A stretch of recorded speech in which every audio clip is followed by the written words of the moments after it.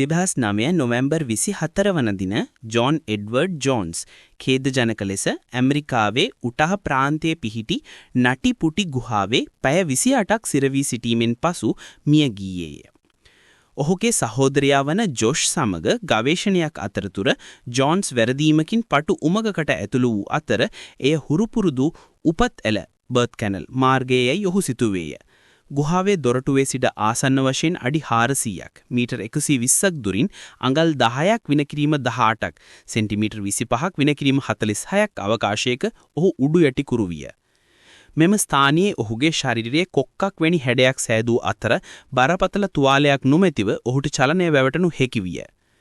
විශාල ගලවා ගැනීමේ කණ්ඩායමක උත්සාහයන් නොටකා ගලවා ගැනීමේ උත්සාහයන් අතරතුර කප්පි අසමත් වීම හේතුවෙන් නවීන ලණු සහ පුලි පද්ධතියක් භාවිතයෙන් ජෝන්ස්ව පිටතට ගැනීමට නොහැකි විය. ක්‍රමයෙන් ඔහුගේ ප්‍රතිලෝම සහ සම්පීඩිත පිහිටීම නිසා ඔහුගේ ශරීරයේ ඇති වූ ආතතිය හෘදයාබාධයකට හේතු විය. ඔහුගේ සිරුර නැවත ලබා ගැනීම ඉතා භයානකයයි ගැලවුම්කරුවන් සැලකුවා. එහි ප්‍රතිලක්ෂයෙන් ලෙස ඉඩම් හිමියා සහ ජෝන්ස්ගේ පවුලේ අතර එකගඟුණකට එළඹුණේ ඔහුගේ අනුස්මරණයක් ලෙස ගුහාව ස්ථීරවම මුද්‍රා තැබීමටයි.